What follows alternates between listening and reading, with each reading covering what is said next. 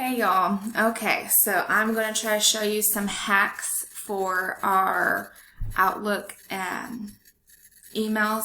I know we're getting a lot of information and that's jamming up our inboxes, and so I want to show you a way to use your archive, because our archive apparently does not run out of space. And so I want to show you how to use your normal inbox, and then how to create a folder in archive, and then how to drag and drop into archive. So I'm going to make my inbox as simple as possible. So here's my inbox currently. I'm one of those freak of nature people who like to make sure everything's in inboxes and have organization that way. So that's why I have probably an excessive amount of inboxes for my current year. So this is everything not archived right now. Okay. So that's your inbox. You have your deleted. Make sure you delete your deleted. It'll free up some space. Make sure you delete your sent as well. And then all the way down here, you have your online archive. When you open it up, it's going to have a lot. Because keep in mind, everything in your inbox will naturally get dragged and dropped to your archive at the end of each year. So if you go down to online archive and then your inbox, okay, it'll have your inboxes and all of your, these were all my mini folders just from that year. So have your inboxes as well as your mini folders with that drop down option. But I'm going to show you how to create a folder in your archives. Okay, so just like you would do with your normal inbox, hover over the online archive, right click, open new folder, and I'm going to call this test 1, 2, 3. Okay.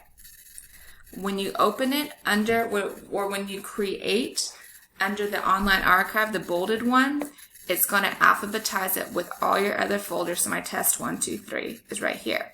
Now, if you open the test 1, 2, 3 under something with a drop down, it's going to be in one of those drop downs. So if you've made a folder and you can't find it, it might be in the drop down.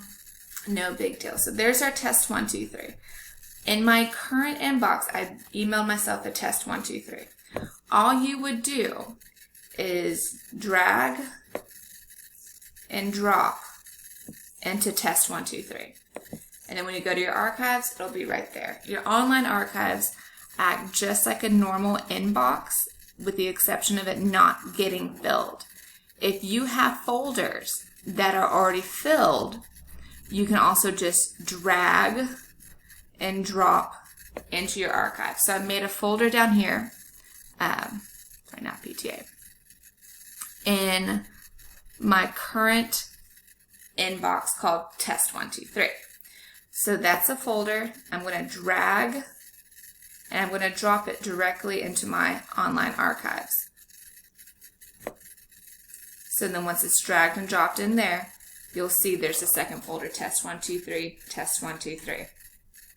So it'll identify a lot of everything.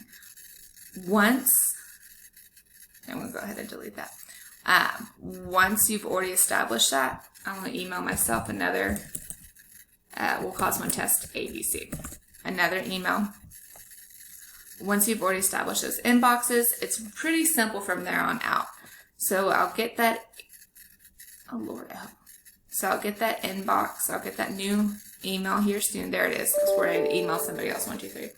You can drag and drop, or you can go to move, and on our move ones, these are the most recently used ones, and so you can see it goes test 1, 2, 3 online archive.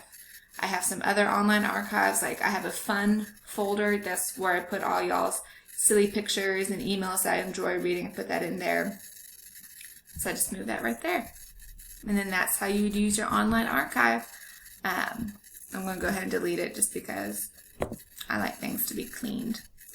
But I hope that helps. I hope y'all find this useful. Email me if you need any help using your online archive for Outlook.